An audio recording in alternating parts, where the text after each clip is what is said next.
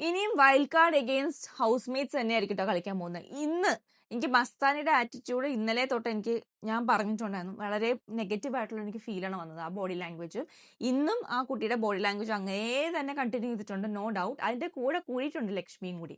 ഞാൻ ലക്ഷ്മിനെ കണ്ടില്ലായിരുന്നു ഇന്നലെ പ്രൊമോയിലോ അതിന്റെ ആറ്റിറ്റ്യൂഡിലോ, അങ്ങനെ ഞാൻ കണ്ടില്ല. ഇന്ന് ലക്ഷ്മിയും മസ്താനിയും അവർ രണ്ടുപേരുടെ ആറ്റിറ്റ്യൂഡ്, ലാലേട്ടന് മുമ്പിലുള്ള ആറ്റിറ്റ്യൂഡൊക്കെ എനിക്ക് എന്തോ എന്തോ വല്ലാത്തൊരു ആറ്റിറ്റ്യൂഡ്. എന്താണ് ഞങ്ങൾ ഇത്ര മണി കഴിഞ്ഞാൽ വർക്ക് ചെയ്യില്ല എന്നൊക്കെ പറയാനായിട്ട് ആരാണ്? ഭയങ്കര മോശം. പിന്നെ ഇവരാണ് ശരത്തിനെയും അക്ബറിനെയും ടീം കൂടുന്നു എന്ന് പറഞ്ഞ് കുറ്റപ്പെടുത്തിക്കൊണ്ടിരിക്കുന്നതാണ്. ഒരാഴ്ച കഴിഞ്ഞിട്ട് ഉള്ളൂ, അപ്പോഴേക്കും അവര് ടീമായി. മസ്താനിയും ലക്ഷ്മി ടീം. ഞാൻ ചോദിക്കട്ടെ, മസ്താനിയോട് വെസലിന്റെ ഇഷ്യൂസ് ചോദിക്കുമ്പം ലക്ഷ്മി എന്തിനാണ് അവിടെ? ലക്ഷ്മി മസ്താനിയുടെ ടീമിലും കൂടിയല്ല, വെസൽ ടീമിലല്ലല്ലോ. പിന്നെ എന്തിനാണ് ലക്ഷ്മിയോട് അഭിപ്രായം പറയാൻ പോകുന്നത്? പിന്നെ എനിക്ക് മനസ്സിലായില്ല, അതിന്റെ ഇടയ്ക്ക് അവർ പുറകെ നിന്നിട്ട് സ്ക്രീൻ സ്പേസ് വേണമെന്നോ എന്തൊക്കെയോ പറഞ്ഞിട്ട് എന്തൊക്കെയോ ആക്കി. ലക്ഷ്മി ഉണ്ടല്ലോ, ലക്ഷ്മിയുടെ ആറ്റിറ്റ്യൂഡ്, ബോഡി ലാംഗ്വേജ് എനിക്ക് ഇപ്പൊ മസ്താനിനേക്കാളും മോശമായിട്ടാണ് തോന്നുന്നത്. മസ്താനിനെ പറയണ്ട, ഇന്ന് റെനനെ വിളിച്ചിട്ടുള്ള വാക്കുകളൊക്കെ ലാലേട്ടൻ പറഞ്ഞു കേട്ടപ്പോ എനിക്ക് കഷ്ടം തോന്നി. ഇന്നലെ ശരത്ത് പോയപ്പോ ഭയങ്കര വായായിരുന്നല്ലോ. എന്താണ് ശരത്ത് ചീത്ത പറഞ്ഞുകൊണ്ടാ പോയെന്ന്? അപ്പൊ മസ്താനിയുടെ വായിന്ന് എന്താ മുത്തുപൊഴിയായിരുന്നോ? ഇത് കേട്ടപ്പോഴല്ലേ മനസ്സിലായി, അവർ ആദ്യം സ്വയം നന്നായിട്ട് മറ്റുള്ളവരെ നന്നാക്കാം എന്ന് ബിന്നി പറഞ്ഞത് കറക്റ്റാണ്. മനസ്സിലായോ? അപ്പൊ മസ്താനി വലിയ സംഭവം ഒന്നും ആയിരുന്നില്ല. അപ്പൊ ഇന്ന് ലാലേട്ടിന് മുമ്പിൽ ഇവർ കാണിച്ച ആറ്റിറ്റ്യൂഡ് വളരെ മോശമായിട്ടാണ്. ഇവരിതേ കണ്ടിന്യൂ ചെയ്യും, ഈ ഗെയിമാണ് ഇവരെ കണ്ടിന്യൂ ചെയ്യാൻ പോകുന്നത്. ഇവര് ഇതേപോലെ തന്നെ എന്തൊക്കെ ടാസ്ക് ബിഗ് ബോസ് കൊടുത്താലും അക്ബർ ആൻഡ് ടീമിന് അഗെയിൻസ്റ്റ് കളിക്കാനാണ് ഇവരുടെ പ്ലാൻ. അത് മനസ്സിലായി. പ്രവീണിന്റെ കാര്യമൊന്നുമല്ല ഞാൻ പറയുന്നത്, ഈ രണ്ട് കുട്ടികൾ കേട്ടോ, ലക്ഷ്മിയും നമ്മുടെ മസ്താനിയും ചെയ്യാൻ പോകുന്ന അതേ ടാസ്ക്, അതേ സ്ട്രാറ്റജി ആയിരിക്കും. ഓക്കെ, ഇനി ഇവര് ഇതുപോലെ തന്നെ എല്ലാ ഇഷ്യൂസും ഇങ്ങനെ ഉണ്ടായിക്കൊണ്ടിരിക്കും. അതായത് ഏത് ടീമിൽ കയറിയാലും അവിടെ വർക്ക് മര്യാദക്ക് ചെയ്യുന്നില്ല. അത് മസ്താനി ചെയ്ത് അതല്ലേ, വെസലിൽ കയറിയിട്ട് വർക്ക് ചെയ്യുന്നില്ല. ഇപ്പൊ ഞാൻ വിചാരിച്ചിരുന്നത്, ശരിക്കും ഞാൻ വിചാരിച്ചിരുന്ന ലക്ഷ്മി ആദ്യം വന്നപ്പം ഷാനവാസിനോട് പറഞ്ഞു ഫുഡ് കിട്ടുന്നില്ല, അങ്ങനെ കിട്ടുന്നില്ല, ബഹളം ഉണ്ടാക്കിയപ്പോൾ ഞാൻ വിചാരിച്ചു ഈ കുട്ടിക്ക് നല്ലോണം കുക്ക് ചെയ്യാൻ അറിയായിരിക്കും, നല്ല വീട്ടമ്മയായിരിക്കും, ആ ഒരു ഇതിലാണ് വന്ന് പറയുന്നതെന്ന് ഞാൻ വിചാരിച്ചു. പക്ഷെ ഇന്നലെ മനസ്സിലായത് കുക്ക് ചെയ്യാൻ ഒന്നും അറിയാത്ത ആളാണ്. ആഹാ കൊള്ളാലോ. ഒന്നും അറിയില്ല, ഒരു സാമ്പാർ വെക്കാൻ പോലും അറിയാത്ത ആളാണ് കുക്കിംഗ് ടീമിൽ കയറാനായിട്ട് നിന്ന്. അപ്പൊ ലാലേട്ടന്റെ വായിന്ന് കേൾക്കേണ്ട വല്ല ആവശ്യമുണ്ടോ? അറിയുന്ന പണിക്ക് പോയാൽ പോരെ എന്ന് ചോദിച്ചില്ലേ? അയ്യോ, അതിലും വലുത് എന്ത് കിട്ടാനേട്ടാ. ഞങ്ങൾ ചുങ്ങിപ്പോയി അല്ലേ. പിന്നെ എനിക്ക് പറയാനുള്ള ഒരു കാര്യം, നമ്മൾ ലക്ഷ്മിയുടെ ഡ്രസ്സിന്റെ ഇഷ്യൂ, ആ ഡ്രസ്സിന്റെ ഇഷ്യൂ ഉണ്ടാക്കിയത് ലക്ഷ്മിയാണ്. അല്ല, ആര്യന്റെ ഡ്രസ്സ് എടുത്തിട്ട് താഴ്ത്തിട്ട് ആ ഇഷ്യൂ ലക്ഷ്മി തന്നെയാണ് ഉണ്ടാക്കിയത്. പക്ഷെ ഈ ആര്യൻ ലക്ഷ്മിയുടെ ഡ്രസ്സ് കൊണ്ട് എറിയാനും അത് ശരിക്കും ആര്യന് ബാക്ക് ഫയർ ചെയ്യാനൊക്കെ കാരണം ആര്യന്റെ പ്രവൃത്തിയാണ്. ആര്യന്റെ മാത്രമല്ല, ബാക്കി എല്ലാവരും കൂടി ഗ്രൂപ്പായിട്ട് വന്ന് സംസാരിക്കുക. അത് ഇന്ന് ലാലേട്ടൻ എടുത്തു പറഞ്ഞിട്ടുണ്ട്, ഗ്രൂപ്പ് അറ്റാക്ക് ചെയ്യരുതെന്ന്. ഇത്ര ക്ലിയർ ആയിട്ട് ഒരു ഹോസ്റ്റ് വന്ന് പറയണമെങ്കിൽ ഇനിയെങ്കിലും മനസ്സിലാക്കി കളിക്കുക അക്ബർ ആൻഡ് ടീം. എനിക്ക് ഇത്രേ പറയാനുള്ളൂ. നല്ല കഴിവുള്ള കാലിബറുള്ള ആൾക്കാരുണ്ട്. അവർ വെറുതെ ഈ ടീം കളിച്ചിട്ട് സ്വയം ഓരോരുത്തരായിട്ട് പുറത്തു പോകുന്ന കാണാൻ ഭയങ്കര വിഷമമുണ്ട് ശരിക്കും പറഞ്ഞു. അപ്പം ലാലേട്ടൻ തുറന്നു പറഞ്ഞിട്ടുണ്ട്. അപ്പൊ ഇവിടെ ആര്യനുണ്ടായ നെഗറ്റീവ് എഫക്റ്റ് അത് മാത്രമാണ്. ആര്യൻ ഒറ്റയ്ക്ക് ലക്ഷ്മിയോട് പറഞ്ഞിരുന്നെങ്കിൽ, സംസാരിച്ചിരുന്നെങ്കിൽ, അതവിടെ ഇത്ര ആര്യൻ എഗെയിൻസ്റ്റ് ആയിട്ട് വരില്ല. മനസ്സിലായോ? മാത്രമല്ല ആര്യന്റെ കുറച്ച് പ്രവൃത്തികൾ, ഇങ്ങനെ തുണി എറിഞ്ഞു കളയുക, അതൊക്കെ ആര്യൻ തന്നെ ബാക്ക് ഫയർ ചെയ്യും. പക്ഷെ എന്തായാലും ആര്യൻ അത് റെക്ടിഫൈ ചെയ്തിട്ടുണ്ട്. ഉണ്ടോ, ആര്യൻ അത് പറഞ്ഞു ഞാൻ തിരിച്ചു കൊടുക്കും എന്ന് പറഞ്ഞത് വളരെ നല്ല കാര്യം. അത് നല്ല കാര്യം കണ്ട നല്ലതെന്ന് പറയണം. അതേസമയം ലക്ഷ്മി ഒന്നും പറഞ്ഞിട്ടില്ല. ലക്ഷ്മി സോറിയും പറയില്ല, ഒന്നും പറഞ്ഞിട്ടില്ല. അവിടെ എനിക്ക് ലക്ഷ്മിയുടെ ആറ്റിറ്റ്യൂഡ് എനിക്ക് അറിഞ്ഞൂടാ, ഭയങ്കര ഒരു നെഗറ്റീവ് വൈബ് വരുന്നു. ഇവർ ഇതേപോലെ തന്നെ കണ്ടിന്യൂ ചെയ്യുന്നതാണ് എനിക്ക് തോന്നുന്നത് കേട്ടോ. ഇതേ സംഭവം തന്നെ കണ്ടിന്യൂ ചെയ്യും. അല്ലെങ്കിൽ മസ്താനി ആണെങ്കിൽ ബാഡ് വേർഡ്സ് യൂസ് ചെയ്യാതിരിക്കില്ല, പുള്ളിക്കാരി യൂസ് ചെയ്യും. ഇന്ന് ഞാൻ ലാലേട്ടൻ പറഞ്ഞ വാക്കുകളൊക്കെ കേട്ടപ്പോൾ ഞാനത് മുഴുവനൊന്നും കണ്ടിട്ടില്ല, പലതും ബീപ്പ് ചെയ്തിട്ടാണല്ലോ കാണിക്കുന്നത്. അപ്പൊ ബീപ്പ് ബീപ്പ് ബീപ്പ് മസ്താനി സംസാരിക്കാൻ മുഴുവൻ ഇങ്ങനെ ബീപ്പ് ചെയ്ത് കേൾക്കുന്നതുകൊണ്ട് നമുക്കൊന്നും മനസ്സിലാവില്ല. അപ്പൊ ഇന്നാണ് എനിക്ക് മനസ്സിലായത് ഇത്രയധികം വഷളായ ഭാഷകൾ ആ കുട്ടി യൂസ് ചെയ്യുന്നുണ്ടെന്ന്. എന്നിട്ടാണ് ഇന്നലെ ശരത്തിനെ പറഞ്ഞുകൊണ്ടിരുന്ന കൈയടിച്ച്. അപ്പൊ മസ്താനിക്ക് കൊടുത്തിരിക്കുന്ന ആ വെസൽ ടീമിന്റെ ഇഷ്യൂവും ഈ റെനയുടെ പേഴ്സണൽ കാര്യങ്ങളൊക്കെ പറയുന്ന ഇഷ്യൂവിന് മസ്താനിക്ക് കൊടുത്തിരിക്കുന്ന പണിഷ്മെന്റ് എന്ന് പറഞ്ഞാൽ നോമിനേഷനും ഡ്രസ്സ് കൊടുക്കൂല. അത് കിട്ടിയപ്പോൾ ആ കുട്ടിയുടെ മുഖത്തെ ഭാഗം കണ്ടാൽ തോന്നുന്നു എന്തോ എനിക്കറിഞ്ഞു ശിക്ഷയാണോ കൊടുത്തത് ലാലേട്ടൻ. ശരിക്കും പറഞ്ഞാൽ എനിക്ക് അവർക്ക് ശരിക്കും അത് ഏക്കാത്ത പോലെ തോന്നി. ശിക്ഷയല്ല, അങ്ങോട്ട് പോരട്ടെ, ഞാനത് ഏറ്റോളാം, എനിക്കൊരു കുഴപ്പമില്ല എന്നുള്ള തരത്തിലുള്ള ആ ഒരു മുഖഭാവവും ഒക്കെയാണ് ഞാൻ അവിടെ കണ്ടത് കേട്ടോ. എനിക്ക് എന്താണ് ഞാൻ പറയാ, ഇതിനൊക്കെ ആ ബോഡി ലാംഗ്വേജ് വളരെ മോശം. ഇത്ര എനിക്ക് പറയാനുള്ളൂ. അതിന് കൂടുതൽ ഒന്നും പറയണ്ട അവരെ കുറിച്ചൊന്നും. പിന്നെ അനീഷിന്റെ ഈ ഈ ആഴ്ചയിൽ അനീഷിന്റെ കോൺട്രിബ്യൂഷനെ കുറിച്ച് പറഞ്ഞതാണ്. സീറ്റ്, അതാണ് അനീഷിന്റെ കോൺട്രിബ്യൂഷൻ. അനീഷ് എന്നുള്ള വ്യക്തിക്ക് കോൺട്രിബ്യൂഷൻ ഇല്ല ഈ ആഴ്ച. ഇനിയെങ്കിലും അനീഷ് അത് മനസ്സിലാക്കുക. അനീഷിന് ഈ ഫുൾ വീക്കെൻഡിൽ ആയിക്കൂടെ ഉണ്ടായിരുന്ന കുറച്ച് വയൽക്കാരനെ കുറിച്ച് കുറ്റം പറയുന്ന ഒരു കോൺട്രിബ്യൂഷനും പിന്നെ സീറ്റ് ഇഷ്യൂ ആണ് അനീഷിന്റെ കോൺട്രിബ്യൂഷൻ. പിന്നെ ആ മൂക്കിടിച്ച് ആ ടാസ്കിൽ കുറച്ച് ഇഞ്ചുറി ഉണ്ടായി. ഇതാണ് അനീഷിന്റെ കോൺട്രിബ്യൂഷൻ. അനീഷ് ഇനി കളിച്ചു തുടങ്ങിയില്ലെങ്കിൽ ഉണ്ടല്ലോ അനീഷിന്റെ കയ്യിൽ നിന്ന് വിട്ടു പോകും കേട്ടോ. സംഭവം എനിക്ക് ഇത്രേ പറയാനുള്ളൂ. അനീഷ് അത് കളിച്ചു തുടങ്ങണം എന്നാണ് എന്റെ ആഗ്രഹം. അത് അറിയില്ല, ഇനി ആരെങ്കിലും ലാലേട്ടൻ അത് കൺവേ ചെയ്യാൻ പറ്റിയ അനീഷിനോട്. അനീഷിന് ബുദ്ധി ഉണ്ടെങ്കിൽ മനസ്സിലാവും. ബിഗ് ബോസ് കണ്ട് ശീലമുള്ള ആൾക്കാർക്ക് ഇത് മനസ്സിലാവണം. അത് ചെയ്തിട്ടില്ല. ഇനി ജിഷിന്റെ ക്ലോത്ത് ഇഷ്യൂ. ജിഷിന്റെ ക്ലോത്ത് ഇഷ്യൂ ഞാൻ അത് ആലോചിച്ചായിരുന്നു കേട്ടോ. അത് ഞാനും കണ്ടപ്പോൾ ജസ്റ്റ് പുള്ളിക്കാരൻ പുറത്തു വന്നിട്ടുണ്ട്, ബാക്കി ആരും പുറത്തു വന്നിട്ടുണ്ടായില്ല. അതുപോലെ തന്നെയാണ് എനിക്ക് ശരിക്കും ഇച്ചിരി കൺഫ്യൂഷൻ ആയി ഇന്നത്തെ ആ ക്ലിപ്പ് കണ്ടപ്പം.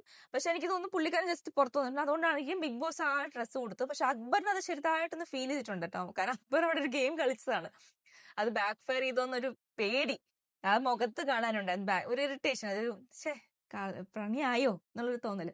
പക്ഷെ അത് കുഴപ്പമില്ല, ചെറുതൊക്കെ അങ്ങോട്ട് പാളിപ്പോയാലും അത് അനീഷിനെ കണ്ടുപിടിക്കണമെന്ന് ആദില നൂറ പറയുന്ന കേട്ടില്ലേ. എന്ത് ഗെയിം കളിക്കണമെങ്കിൽ ഒറ്റയ്ക്ക് കളിച്ച് അതങ്ങ് എന്തായാലും പൊട്ടത്തരം പറയുവാണെങ്കിൽ അത് ഒറ്റയ്ക്ക് അങ്ങ് ചെയ്തോളും. അങ്ങനെ കളിച്ചോളും, കുഴപ്പമില്ല.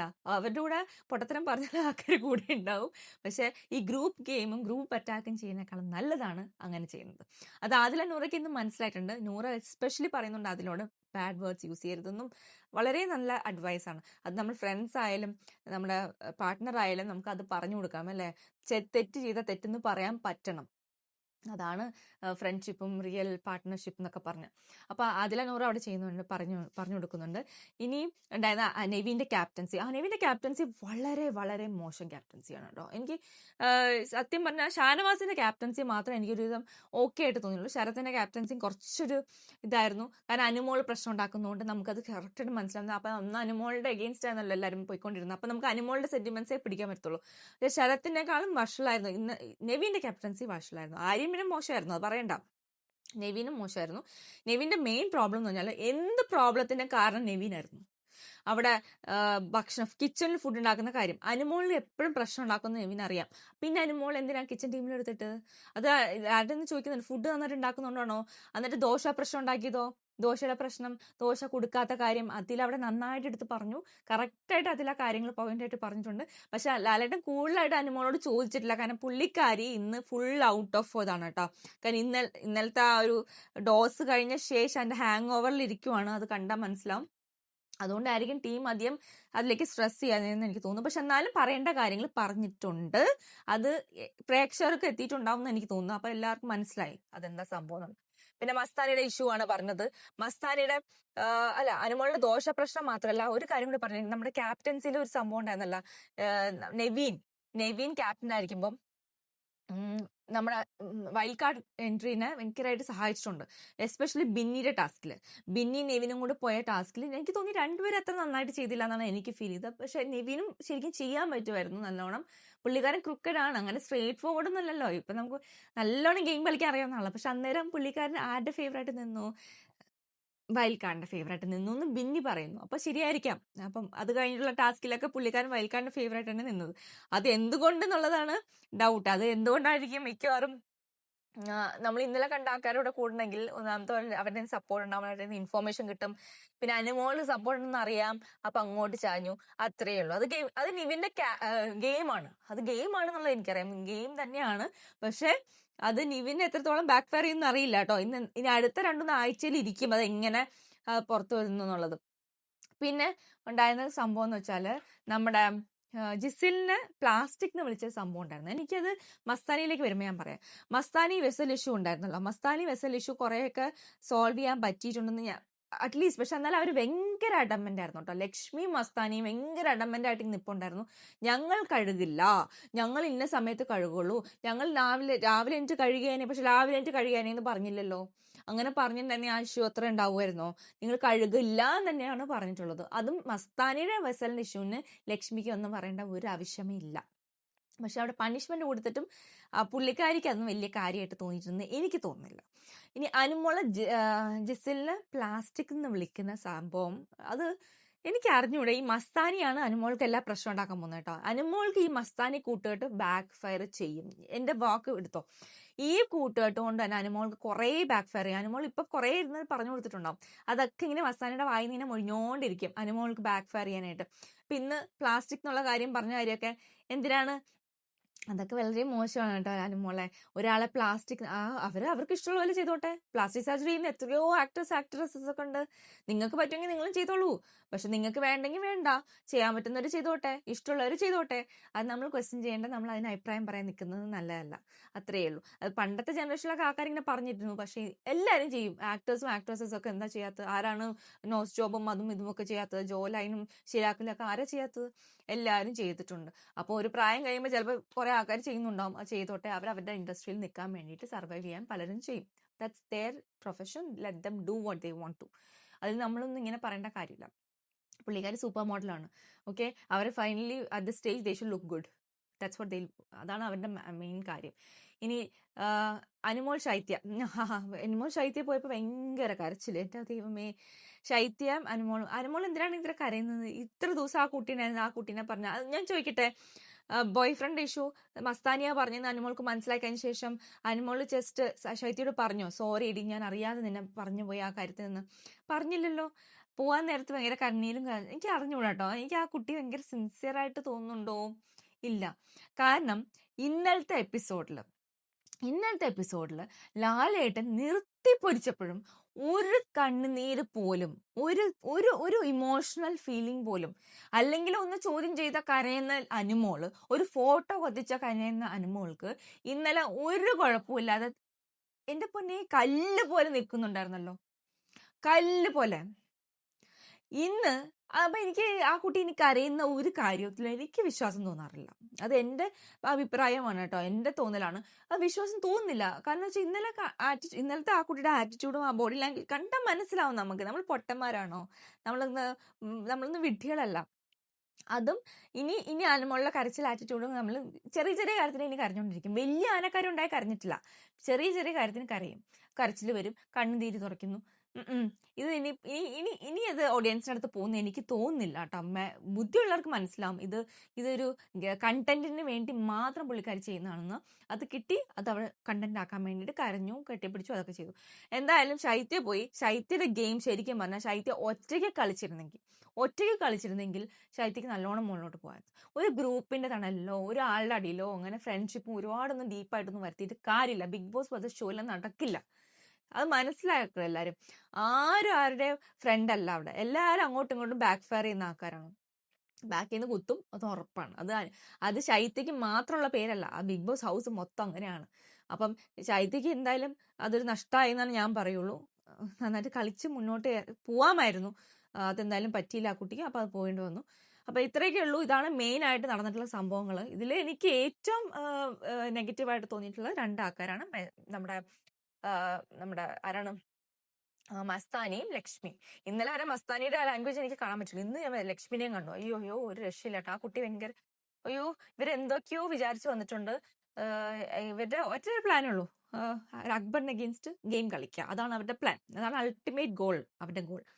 പിന്നെ എനിക്ക് പറയാനുള്ള ഒരു കാര്യമുണ്ട്, അഭിലാഷും ബിന്നിയും നൂറയുടെ സംഭവം.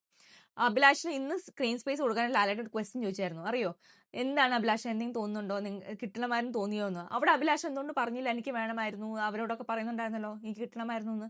ഒന്ന് പറഞ്ഞിരുന്നു. നമുക്ക് സ്ക്രീൻ സ്പേസ് ഉണ്ടാക്കുന്നത് നമ്മൾ തന്നെയാണ്. നമുക്ക് കിട്ടുന്ന അവസരങ്ങൾ മാക്സിമം യൂട്ടിലൈസ് ചെയ്തതാണ് ബിഗ് ബോസ് ഷോ. അത് നമുക്ക് ന്യായമുണ്ടെങ്കിൽ, വെറുതെ അലവലാതി കണ്ടന്റ് ഉണ്ടാക്കാനല്ല, നമുക്ക് ശരിക്കും അത് ന്യായമുള്ള ഒരു കാര്യമാണെങ്കിൽ അത് സംസാരിക്കണം. അതിനുള്ള സ്പേസ് ആണ് ലാലേട്ടൻ അവിടെ തന്നത്. അഭിഷേക് അത് യൂസ് ചെയ്തില്ല. അഭിലാഷ് അത് യൂസ് ചെയ്തില്ല. അഭിലാഷ് അത് യൂസ് ചെയ്യാത്തതുകൊണ്ടാണ് അഭിലാഷിന് നന്ന് കണ്ടന്റ് പോലും ഉണ്ടായില്ല. സ്പേസ് ഇല്ല. 0 ഗെയിമാണ് അഭിലാഷിന്റെ. ഒന്നും പറയാനില്ല. പിന്നെ ഡിപ്ലോമസി കളിച്ചും നന്മമരം കളിച്ചൊന്നും നടക്കാമെന്ന് വിചാരിക്കണ്ട. കുറെ നാളൊന്നും പോവില്ല. നല്ലോണം കളിച്ച അഭിലാഷിനെ കൊള്ളാം. അപ്പൊ ഇതൊക്കെയാണ് ഇന്ന് ഉണ്ടായിട്ടുള്ള സംഭവങ്ങൾ. ഇത്രയേ ഉള്ളൂ. ഇനി അടുത്ത എപ്പിസോഡിൽ എന്തെങ്കിലുമൊക്കെ വ്യത്യാസങ്ങൾ വന്നാൽ നല്ലതായിരുന്നു വിചാരിക്കാം. അപ്പം അടുത്ത എപ്പിസോഡ് കാണും വരെ ബൈ.